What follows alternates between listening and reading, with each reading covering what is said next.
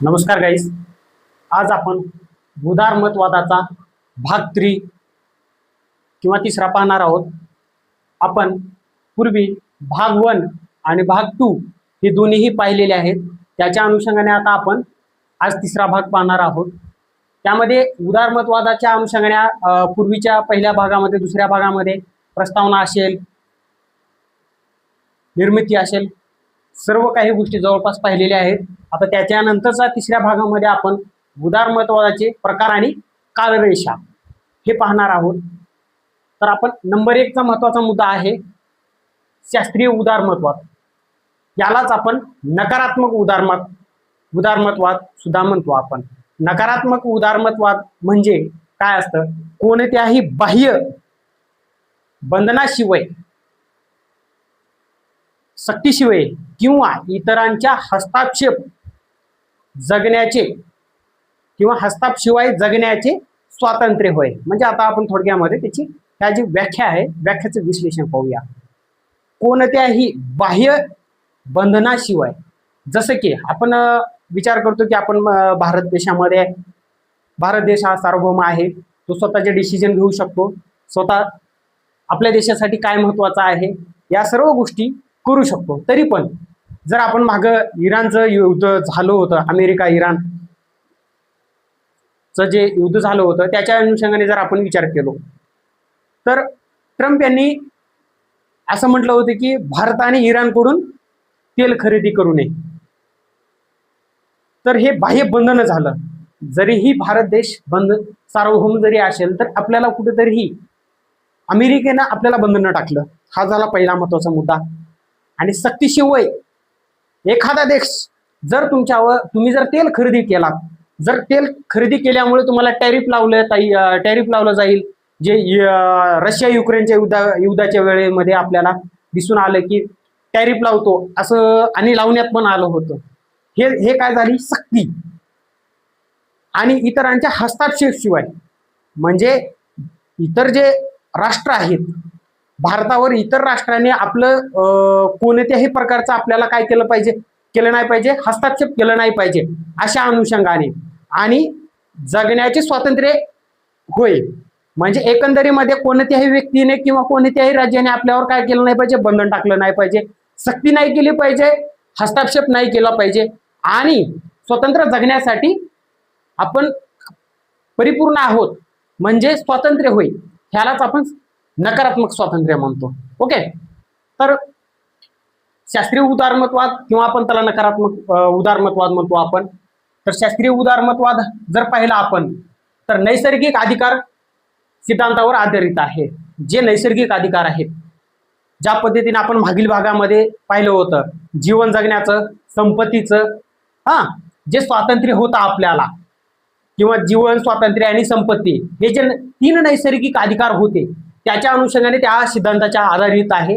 आणि व्यक्ती हा नैसर्गिकरित्या स्वतंत्र आहे असं या शास्त्रीय उदारमतवादामध्ये म्हटलं जातं. त्याच्यानंतर शास्त्रीय उदारमतवादाचा उदय जर पाहिला तर 17वे शतक आणि 18वे शतक याच्यामध्ये झालेला आहे. त्याच्यानंतर मानवी स्वभाव आणि मूलभूत हक्क. मानवी स्वभाव म्हणजे मनुष्य हा तर्क क्षमता आहे, त्याच्याकडे संवेदनशीलता आहे, तो स्वतःचे डिसिजन घेऊ शकतो, तो स्वतः वावरू शकतो. अशा पद्धतीनं काय आहे? मानवी स्वभाव आहे. आणि त्याला मूलभूत अधिकार कोणते आहेत? जीवन जगण्याचे, स्वातंत्र्य आणि संपत्तीचे, हे नैसर्गिक अधिकार हे मूलभूत आहेत असं शास्त्रीय उदारमतवाद म्हणतं. आणि राज्याची भूमिका ही मर्यादित आहे. आपण सुरुवातीलाही पाहिलं आहे की राज्याने कायदे करावे व्यक्तीवर. ओके. राज्याने कायदे करावे आणि त्या कायद्याचं पालन करून घ्यावं, आणि ही मर्यादा टाकून दिलेली होती. ओके.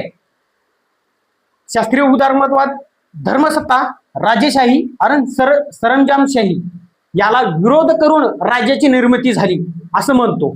ओके. त्याच्यानंतर राज्याने आर्थिक क्षेत्रापासून दूर राहावे.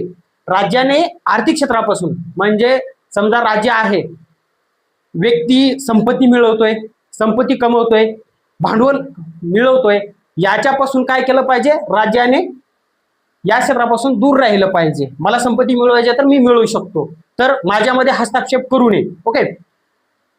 आणि त्याच्यानंतर मुक्त बाजार अर्थव्यवस्था याचे समर्थन ॲडम स्मिथ या व्यक्तीने केलेले आहे किंवा या विचारवंतांनी केलेले आहे. याचं समर्थन, मुक्त अर्थव्यवस्थेचं समर्थन ॲडम स्मिथ या विचारवंतांनी केलेलं होतं. राज्य एक आवश्यक बुराई किंवा वाईट आहे. राज्य काय आहे? वाईट आहे. नेसेसरी इव्हिल असं म्हणतात. तर याचं परीक्षेला असा प्रश्न येऊ शकतो की राज्य हे आवश्यक वाईट आहे, कुणी म्हटलं आहे? तर आपण थॉमस पेन यांनी म्हटलेलं आहे. आणि राज्य आवश्यक वाईट आहे हे थॉमस पेन यांनी म्हणलेलं आहे. त्याच्यानंतर जर आता आपण विचार केला शास्त्रीय उदारमतवाद किंवा नकारात्मक उदारमतवाद, परत परीक्षेला प्रश्न येऊ शकतो, आलेले आहेत सेटला किंवा नेटला प्रश्न आलेले आहेत की शास्त्रीय उदारमतवादाचे समर्थक आणि नकारात्मक उदारमतवादाचे समर्थक किंवा नकारात्मक उदारमतवादाचे विचारवंत कोण कोण आहेत. जर त्याच्यामध्ये पाहिलं तर आपण जॉन लॉक आहे, त्याच्यानंतर मॉन्टेस्क्यू आहेत, वॉल्टेअर आहेत, ॲडम स्मिथ आहेत, थॉमस पेन आहेत, थॉमस जेफरसन आहेत, डेव्हिड रिकॉर्डो आहेत आणि टॉकविल आहेत. हे या विचारवंतांनी शास्त्रीय उदारमतवाद किंवा नकारात्मक उदारमतवाद याचा समर्थन केलेले आहे. म्हणून परीक्षेच्या दृष्टिकोनातून हे विचारवंत अत्यंत महत्वाचे आहे. त्याच्यानंतर आपण पुढील भाग पाहूया, आधुनिक उदारमतवाद. त्यालाच आपण सकारात्मक उदारमतवाद म्हणतो. ओके, सकारात्मक उदारमतवाद म्हणजे केवळ, आता विचार करा, शास्त्रीय आणि आधुनिक या दोन्हीचा तर्क आणि म्हणजे विरोधाभासी किंवा त्याच्यातून निर्माण होणारी एक व्यवस्था आहे. ओके, जर आपण विचार केला तर केवळ बंधनांचा अभाव नसून, बरोबर, शास्त्रीय उदारमतवाद काय म्हणतो की बंधन, कोणत्याही बंधनाशिवाय म्हणतो. उदारमतवाद काय म्हणतो किंवा सकारात्मक उदारमतवाद म्हणजे काय आपण पाहूया. केवळ बंधनाचा अभाव नसून व्यक्तीला स्वतःची खरी क्षमता ओळखण्याची, विकास करण्याची आणि इच्छित ध्येय, जे आपल्याला ध्येय प्राप्त करायचं आहे ते ध्येय प्राप्त करण्यासाठी आवश्यक जी संसाधने आहेत, ओके, किंवा संधी आहे ते उपलब्ध असण्याची स्थिती होय, म्हणजे सकारात्मक स्वातंत्र्य किंवा म्हणू आपण सकारात्मक उदारमतवाद. म्हणजे केवळ आपल्याला बंधनं आहेत म्हणून चालणार नाही. राज्याने आपल्याला काय केलं पाहिजे, आपल्याला स्वतःची क्षमता विकसित करण्यापासून ते जे आपल्याला संसाधने लागणारे आहेत ते पुरवठा केलं पाहिजे, असं कोण म्हणतं? सकारात्मक उदारमतवाद. सकारात्मक उदारमतवादाचा उदय हा 19व्या शतकाच्या उत्तरार्ध आणि 20व्या शतकामध्ये झालेला आहे. आधुनिक उदारमतवाद हा, त्यालाच आपण कल्याणकारी राज्य हे सुद्धा म्हणतो. म्हणजे थोडक्यामध्ये अजून लक्षात ठेवा, आधुनिक उदारमतवाद त्यालाच आपण सकारात्मक उदारमतवाद म्हणतो आणि त्याच्यानंतर त्यालाच आपण कल्याणकारी राज्य सुद्धा म्हणतो. म्हणजे हे त्याला पर्यायी नावं दिलेली आहेत. ओके, तर त्याच्यानंतर सकारात्मक किंवा आधुनिक उदारमतवादामध्ये वैयक्तिक स्वातंत्र्य आणि सामाजिक कल्याण. ओके, म्हणजे व्यक्तीला स्वातंत्र्य, वैयक्तिक स्वातंत्र्य असलं पाहिजे, व्यक्तीला वैयक्तिक स्वातंत्र्य असलं पाहिजे. ओके, तर तो व्यक्ती वैयक्तिक स्वातंत्र्य असल्याच्या नंतर त्याला जी गोष्ट पारंगत किंवा त्याला विकास करायचा आहे किंवा आपल्याला आपल्या जीवनामध्ये काहीतरी निर्माण करायचं आहे ते वैयक्तिक स्वातंत्र्य असलं पाहिजे. सामाजिक कल्याण म्हणजे समाजाला ज्या गोष्टी कमी पडलेल्या आहेत, जसे की आपण कल्याणकारी राज्याची व्यवस्था म्हणतो आपण, किंवा कल्याणकारी स्टेट, वेलफेअर स्टेट आपण जे म्हणतो, की राज्याने आपल्याला काय, ज्या गोष्टी आपल्याला परवडेल अशा योग्य दरामध्ये आपल्याला पुरवठा केला जातो, कोण? राज्याने. म्हणजे आता आपण थोडक्यामध्ये पाहूया, आपल्या महाराष्ट्र शासनाने लाडकी बहीण योजना आणली, त्याच्यानंतर जे कोविडच्या काळामध्ये कल्याणकारी राज्याच्या व्यवस्थेखाली काय सुळसुटात चालू आहे किंवा आपण त्याच्यावर भाष्य करू. आपण कल्याणकारी जे राज्य आहे, कल्याणकारी राज्य काय करतं की व्यक्तीला आपल्याला जे गोष्टी आवश्यक आहेत, अत्यावश्यक आहेत, त्या गोष्टी पुरवण्याच्या अल्पदरामध्ये शासनाकडून कार्य केलं जातं. ओके, तर त्याच्यामध्ये आपण कल्याणकारी राज्यामध्ये आपल्याला जे सध्या काम केलं जातं, आपल्याला कल्याणकारी योजनेच्या अनुषंगाने आपल्याकडं लाडकी बहीण योजना आहे, त्याच्यामध्ये राशन कार्ड मोफत आहे. हे जे गोष्टी आहेत, भले ते आज ते योग्य का अयोग्य आहे, या दोन्हीच्या मधलं वेगळं संबंध आहे. पण कल्याणकारी राज्याच्या अनुषंगाने हे जे व्यवस्था आहे किंवा योजना आहेत त्या राबवल्या जातात. आर्थिक नियंत्रण, आधुनिक उदारमतवादामध्ये आर्थिक नियंत्रण, या आर्थिक नियंत्रणाचे जॉन मेनॉर्ड केन्स यांनी समर्थन केलेलं आहे. त्याच्यानंतर आज आपल्या देशामध्ये वैयक्तिक स्वातंत्र्य दिलं जातं आणि त्याच्यानंतर कल्याणकारी राज्याच्या योजनेच्या अनुषंगाने अनेक आपल्या देशामध्ये चांगल्या वाईट योजनांचा सुळसुळाट आहे हे आपल्याला चांगल्या पद्धतीने दिसून येतं. जी लाडकी बहीण योजना असेल, जे आता राशन मोफत राशन आहे त्याच्यामध्ये चांगल्या पद्धतीनं भ्रष्टाचार असेल किंवा जे काय असेल, आपल्या देशामध्ये अनेक पद्धतीनं जे काही आपल्या देशावर कोट्याधी कर्ज, देशावर म्हणायचं झालं तर आपल्या महाराष्ट्र राज्यावर कोट्यावधी कर्ज आहे, तरी पण अशा योजना स्वतःच्या राजकीय स्वार्थापोटी योजना राबवल्या जात आहेत हे आपल्याला चांगल्या पद्धतीने दिसून येतं. ठीक आहे, इट्स ओके.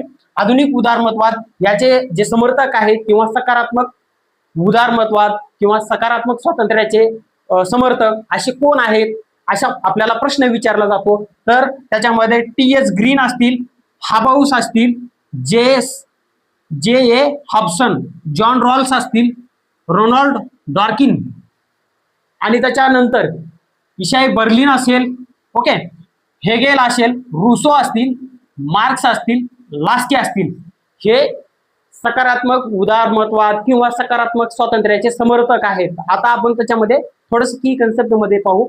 इशाई बर्लिन जे आहेत, टू कन्सेप्ट ऑन लिबर्टी, एक या ग्रंथामध्ये त्यांनी दोन प्रकारच्या स्वातंत्र्यातील फरक केलेला आहे. ओके. त्याच्यानंतर हेगेल आहे. हेगेलची संकल्पना काय आहे की कायदे, जे आपल्या राज्यामध्ये कायदे होतात ते पाळणे सुरक्षित आहे, म्हणजे पाळणे म्हणजे पाळल्याच्या नंतर तेच आपण सुरक्षित आहोत असं त्यांचं म्हणणं आहे. त्याच्यानंतर रुसो, त्यांचा सोशल कॉन्ट्रॅक्ट ग्रंथ आहे.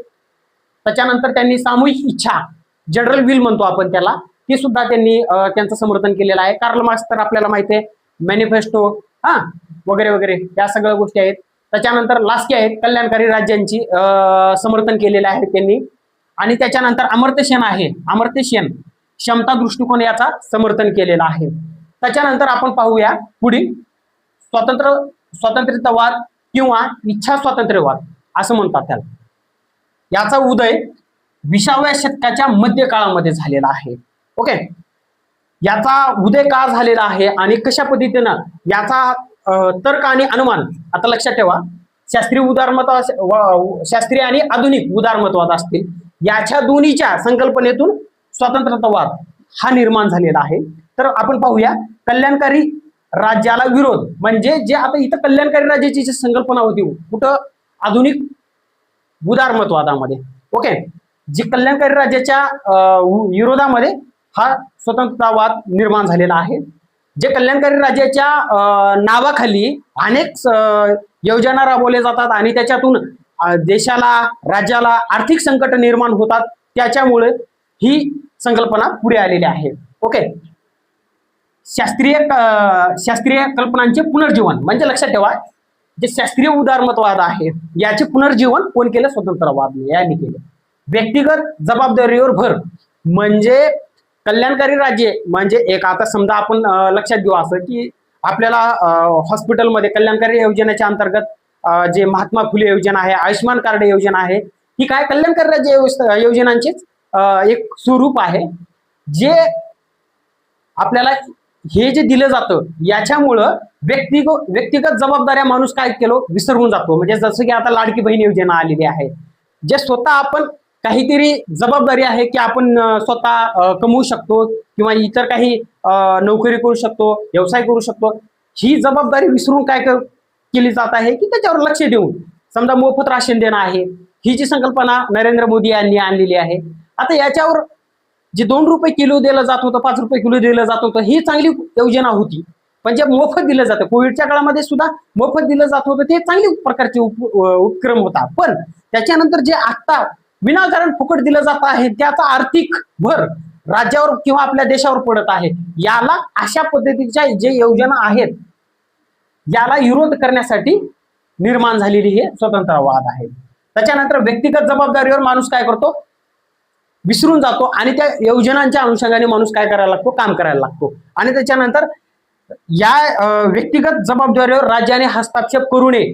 म्हणजे लक्षात ठेवा की माणूस स्वतः कमवू शकतो, सर्व काही कार्य करू शकतो, सगळ्या काही गोष्टी मिळू शकतो, पण विनाकारण राज्य काय करायला लागलं, ह्याच्यामध्ये हस्तक्षेप करायला लागलं. तर ही संकल्पना काय म्हणते की राज्याने हस्तक्षेप करण्याची आवश्यकता नाही. तर काय विनाकारण कशाचा बाजार मांडला आहे, याला विरोध करण्यासाठी ही संकल्पना उभारलेली आहे पुढे. त्याच्यानंतर विकास हा आधुनिक उदारमतवाद, सकारात्मक भूमिका किंवा सकारात्मक स्वातंत्र्य किंवा उदारमतवाद म्हणून सकारात्मक आणि कल्याणकारी राज्याच्या टीकेच्या स्वरूपामध्ये विकास झालेला आहे. तर आपण आता इथेच पाहिलेलं होतं, म्हणजे एक प्रकारचे स्वतंत्रतावाद याचा विकास काय झाला, आधुनिक उदारमतवाद हा, त्याच्यानंतर सकारात्मक हाच, ओके. त्याच्यानंतर कल्याणकारी राज्ये, कल्याणकारी राज्यांची संकल्पना इथं पण होती, जी या संकल्पनेला विरोध करण्यासाठी ही संकल्पना निर्माण झाली. आणि म्हणून या टीकेच्या स्वरूपामधून काय झालं, या संकल्पनेचा म्हणजे स्वतंत्रतावाद ही संकल्पना उभारली किंवा स्वरूपामध्ये तिचं निर्मिती झाली. अराजकतावादी दृष्टिकोनाचे समर्थन डेव्हिड फ्रीडमॅन अराजकतावादी दृष्टिकोनाचे समर्थन डेव्हिड फ्रीडमन हे करतात. म्हणजे जी समाजामध्ये व्यवस्था शांततेने सुव्यवस्थेने चालत आहे, त्याच्यामध्ये कल्याणकारी योजनेच्या अनुषंगाने राज्य काय करतं, त्याच्यामध्ये हस्तक्षेप करायला लागलं आणि लोकांचा जो समतोल आहे तो कुठेतरी व्यतिरिक्त व्हायला लागला, बरोबर, योजनाच्या अनुषंगाने. आणि त्यामुळं देशामध्ये अराजकता निर्माण झाली. आता विचार करा, तमिळनाडूमध्ये इलेक्शन झालं, त्या ठिकाणी तिथल्या थलपती विजयने काय म्हणले, इलेक्शनच्या मॅनिफेस्टो किंवा जाहीरनाम्यामध्ये प्रत्येक लग्नामध्ये 5 ग्राम सोनं देईल, आणि नरेंद्र मोदीने इकडे बंद केलं. ही जे मजेशीर गोष्ट आहे की सोनं खरेदी करू नका, लिमिटेशन टाकलं, ओके. त्याच्यानंतर हे जे राज्यामध्ये अराजकता निर्माण होणार आहे, तर हे अराजकता निर्माण न होण्यासाठी ही संकल्पना उभारलेली आहे. आणि त्याच्या या जे अराजकतावादी दृष्टिकोन आहे याचे समर्थन डेव्हिड फ्रीडमॅन यांनी समर्थन केलेलं आहे. त्याच्यानंतर आपण या संकल्पनेचे समर्थक जे आहेत, फ्रेडरिक हायेक असतील, रॉबर्ट नोजिक असतील, डेव्हिड फ्रीडमॅन असतील, जे आता आपण वर पाहिलेलं आहे, LV मिसेस असतील, मरे रॉकबर्ड असतील आणि मिल्टन फ्रीडमन असेल, या सर्व विचारवंतांनी स्वतंत्रतावाद या संकल्पनेचा समर्थन केलेले आहे. त्याच्यामुळे ही संकल्पना आपल्याला पाहता येते. आता याच्यानंतर आपल्याला न्यू लिबरलिझम म्हणजे नव उदारमतवाद ही संकल्पना आहे, ती पाहूया आपण पुढे. तर चला, उदारमतवाद भाग 3 मधला आता आपला, त्याच्यामध्ये उदारमतवादाचे प्रकार आणि कालरेषा यामध्ये जे पाहणार होतो त्याच्यामधला आपला 4था मुद्दा आहे नव उदारमतवाद. त्याला आपण न्यू लिबरलिझम म्हणतो आपण. म्हणजे जे आत्ताच्या 21व्या शतकामध्ये आज घडीला आपल्या भारत देश असेल किंवा इतरत्र जे देश आहेत सार्वत्रिक, ते आपल्याला त्या ठिकाणी हा नव उदारमतवाद आपल्याला दिसून येतो. ही एक विचारसरणी राजकीय आणि आर्थिक क्षेत्रामधले आपल्याला आहे, जे राज्याचे कर प्रणाली आहे, राज्याचे कर संबंधी म्हणजे जे कल्याणकारी योजना आहे त्याच्यावर नियमन ठेवण्याचे काम करते. ही जी अशी जी व्यवस्था आहे, जे आपल्याला कर प्रणाली असेल, राज्याचं नियंत्रण ठेवण्याचं, खाजगीकरण असेल, या सर्व गोष्टी या आपल्याला नव उदारमतवादामध्ये दिसून येतात. तर चला, आज आपण नव उदारमतवादाच्या अनुषंगाने माहिती पाहूया. नव उदारमतवाद जो आहे तो 20व्या शतकाच्या उत्तरार्ध निर्माण झालेला आहे किंवा त्याचा उगम झालेला आहे. याचे नव उदारमतवादाचे जनक हे अलेक्झांडर रुस्टो हे आहेत. त्याच्यानंतर नव उदारमतवाद हे नीती मॉडेल याला महत्व देतं, किंवा म्हणजे नीती मॉडेल म्हणजे राजकारण आणि अर्थशास्त्र याचा समावेश, आर्थिक घटकांचे नियंत्रण सार्वजनिक क्षेत्राकडून खाजगी क्षेत्राकडे हस्तांतरित करत असतो. म्हणजे जसं की जे आपल्या भारतामध्ये विविध कंपन्या आहेत, जे शासकीय कंपन्या आहेत, ते जे कंपन्या शासकीय आहेत त्या शासकीय कंपन्याचे खाजगीकरण केलं जातं. ओके.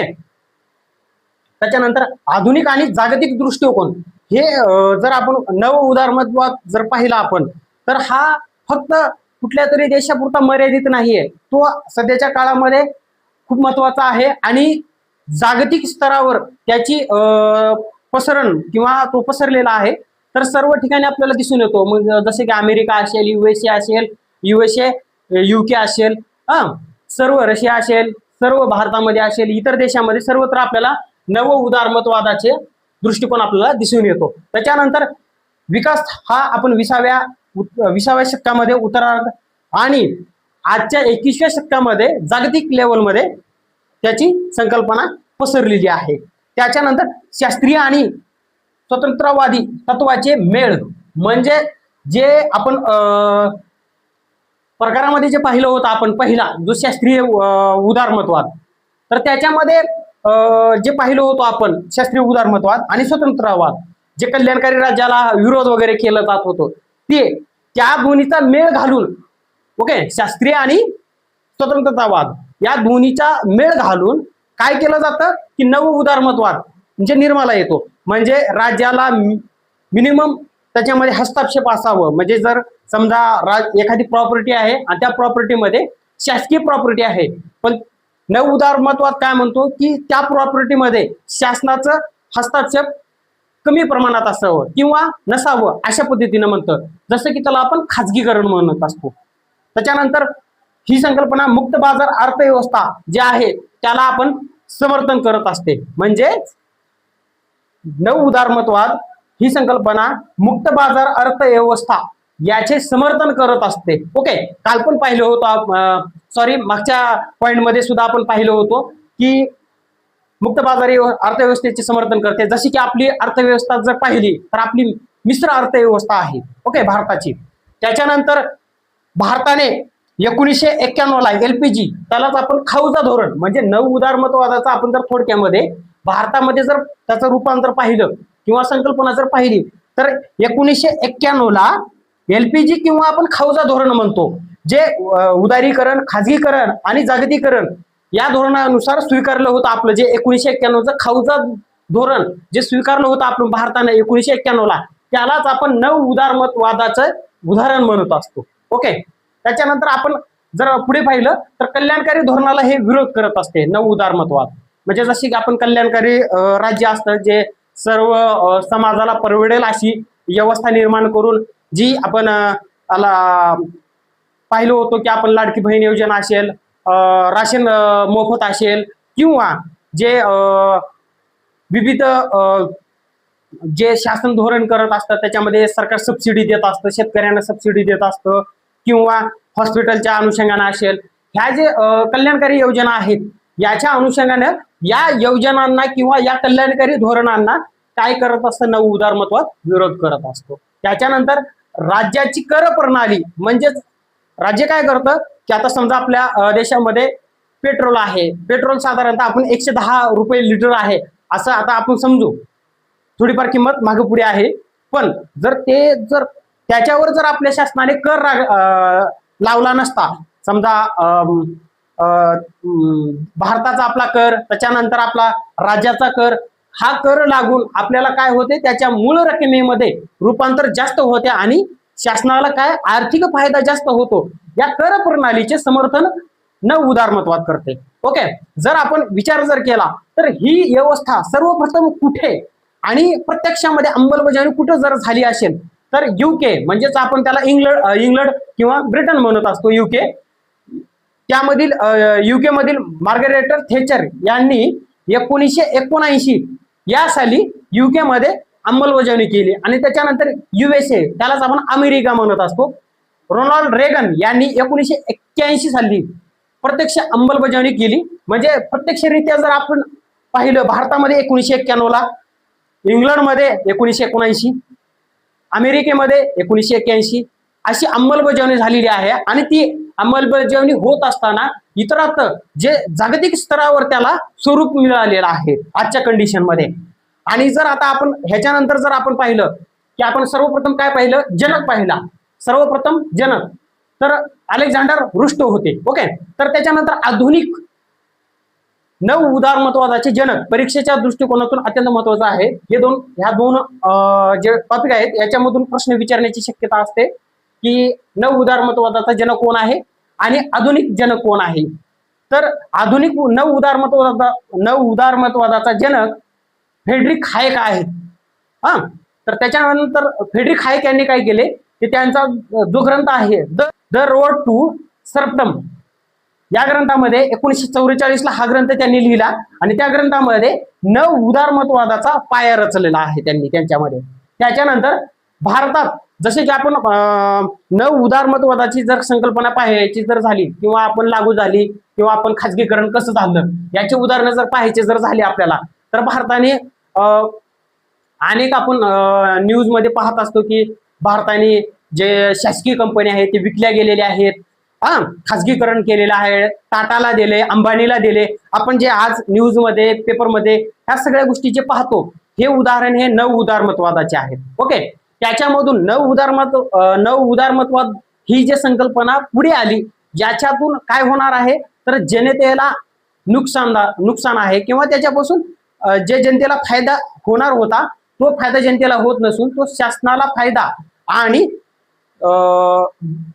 एखाद्या व्यक्तीला प्रत्यक्ष व्यक्तीला फायदा जास्त होत असतो. जसं की भारताने एअर इंडिया ही कंपनी विकली, जे एअर इंडिया एरोप्लेनची जी एअर इंडिया कंपनी होती ती टाटा कंपनीला विकली. त्याच्यानंतर हिंदुस्तान झिंक लिमिटेड ही सुद्धा कंपनी भारतीय शासनाने खाजगीकरण केलेलं आहे. त्याच्यानंतर BSNL विदेश संचार निगमन लिमिटेड ही जी कंपनी आहे ही सुद्धा शासनाची होती आणि चांगल्या पद्धतीने चालत असताना सुद्धा ही काय केली त्याला खाजगीकरण करून याच्यातून या कंपन्यांमधून रोजगार निर्माण होणारा शासकीय नोकरी म्हटलं जात होतं. त्याच्यातून शासकीय पगार दिला जातोय, शासनाकडून योजना राबवल्या जात होत्या आणि अल्पदरामध्ये व्यक्तींना परवडणाऱ्या अशा योजना होत्या किंवा हे कंपन्या होत्या. हे विकल्यामुळे यांच्या किमती, जसे की आता आपण एअर इंडिया धरू, आपण एअर इंडिया ही जी कंपनी जर भारत शासनाची असती तर अल्पदरामध्ये एअर इंडियाचं तिकीट असायचं, पण जे प्रायव्हेट झाल्यामुळं याच्या दर कोण ठरवणार? शासन नाही तर एक व्यक्ती ठरवणार.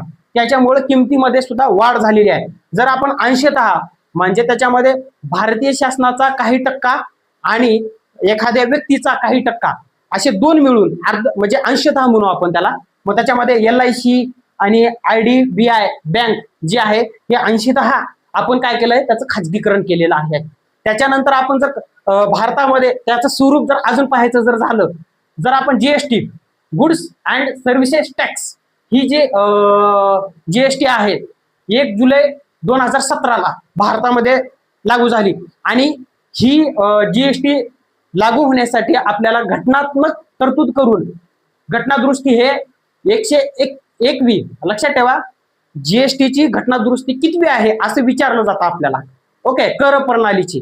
तर आपण लक्षात ठेवलं पाहिजे की 101वी घटनादुरुस्ती आहे आणि ती घटनादुरुस्ती ही 2016 या साली झाली आणि लागू GST ही आपल्या भारतामध्ये किंवा अंमलबजावणी 1 जुलै 2017 झालेली आहे GSTची. ओके, तर आपण नीती आयोग हा 1 जानेवारी 2015 आपल्या इथं भारतामध्ये स्थापन झाला आणि ह्या नीती आयोगाच्या पूर्वी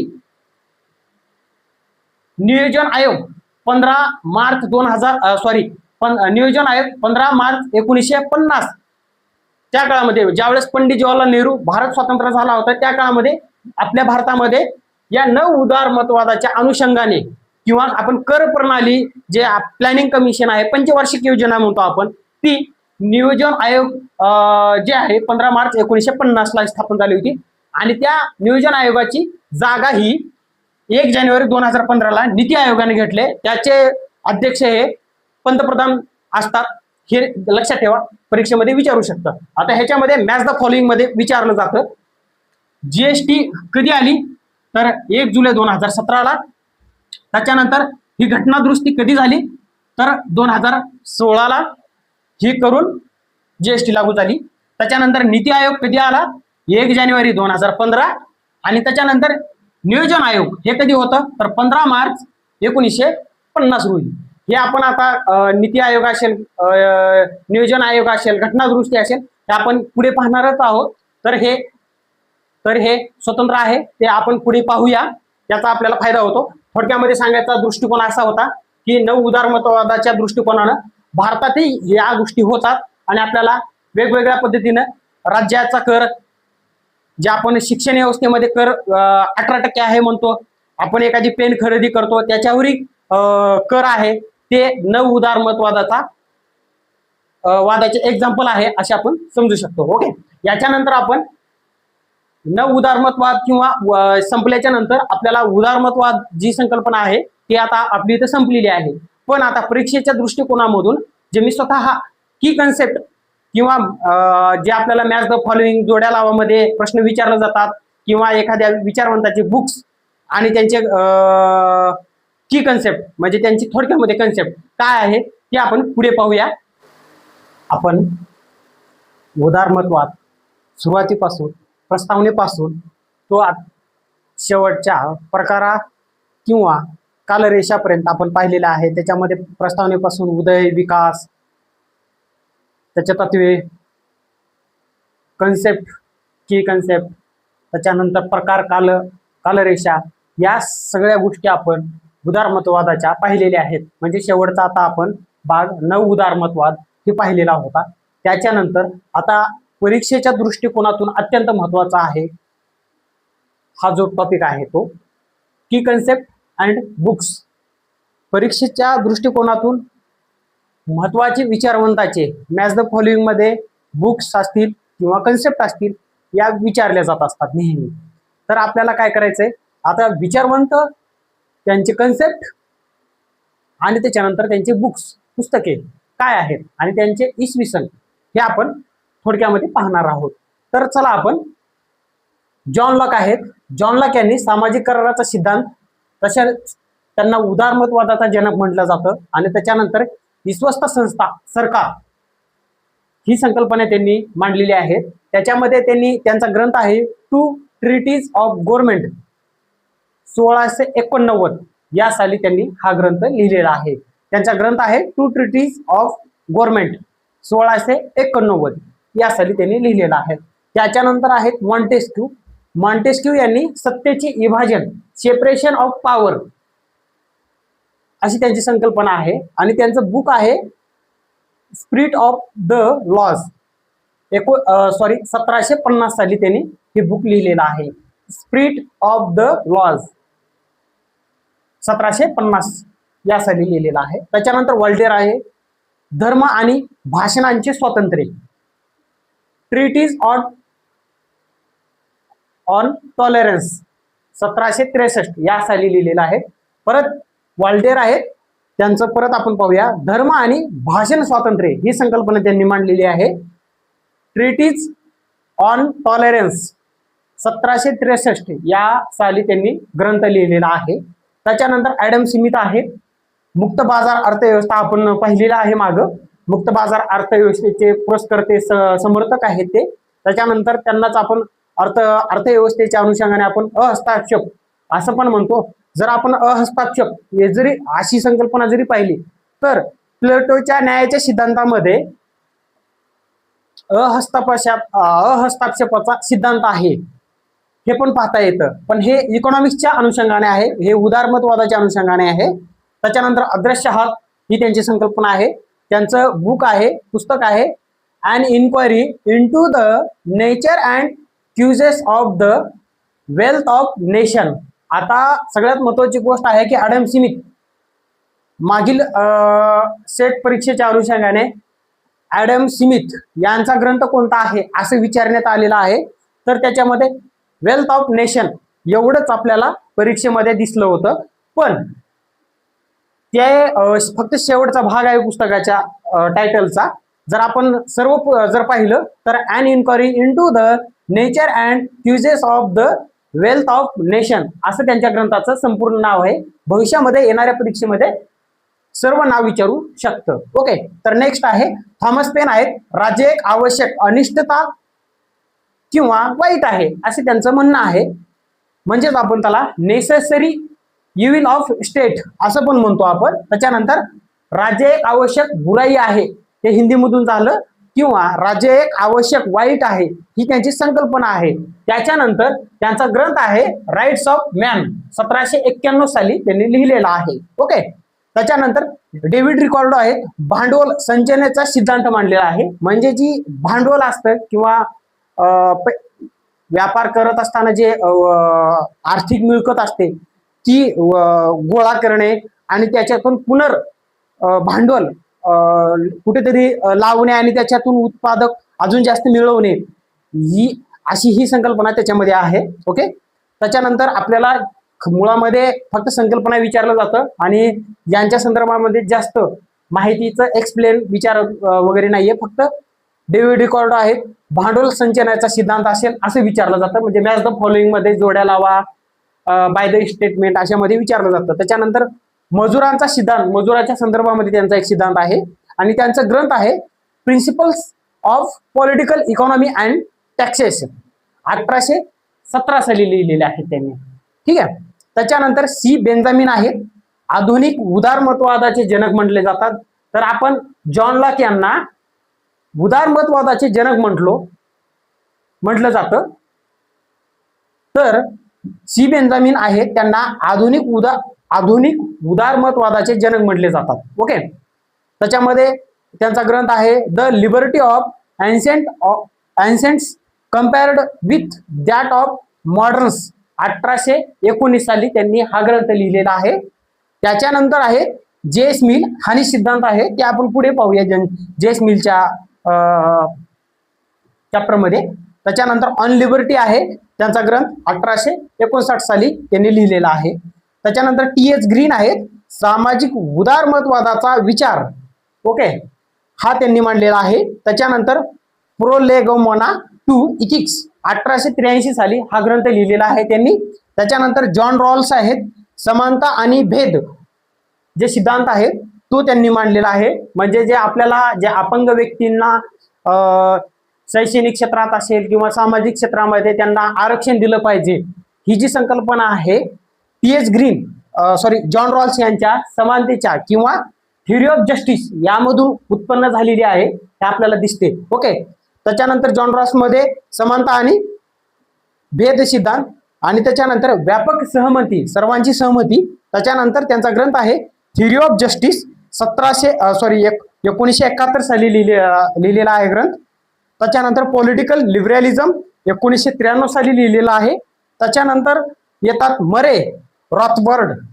त्याच्यानंतर अराजक भांडवलशाही संज्ञेची निर्मिती केली त्यांनी, म्हणजे अराजक भांडवलशाही संज्ञेची निर्मिती केलेली आहे.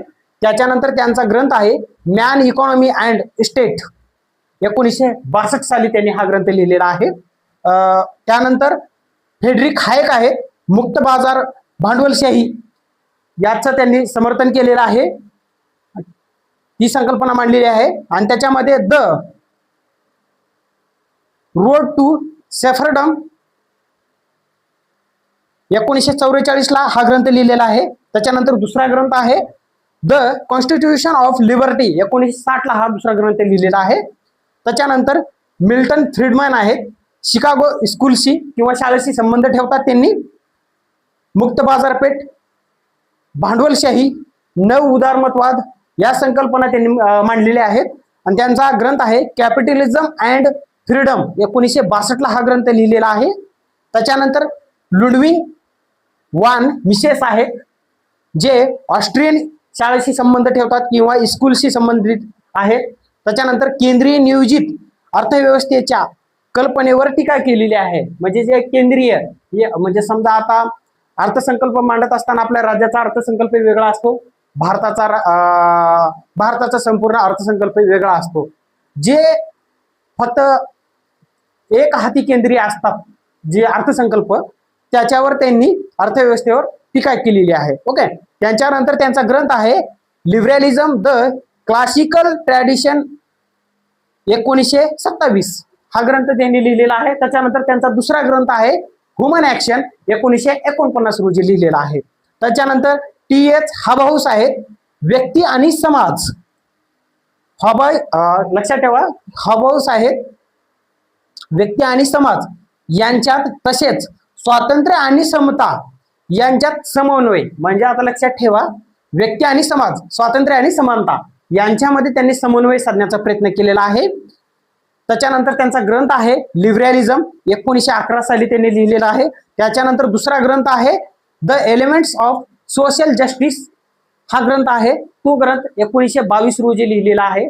थोडक्यामध्ये आपण विचारवंताच्या संकल्पना, बुक्स, या सर्व गोष्टी आपण पाहिलेल्या आहेत. परीक्षेच्या दृष्टिकोनातून अत्यंत महत्वाच्या आहेत.